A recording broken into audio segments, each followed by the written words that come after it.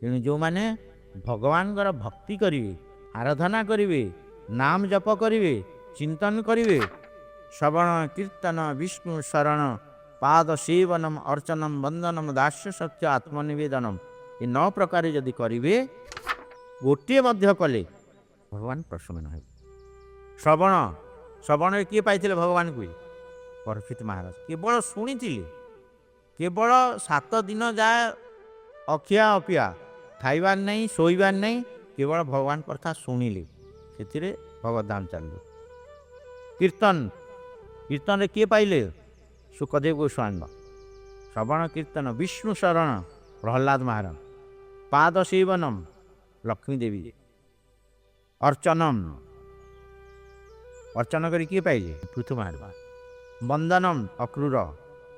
ଦାସ୍ୟ ହନୁମାନ।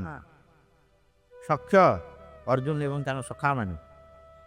ଆତ୍ମନିବେଦନ ବଳି ମହାରାଜ।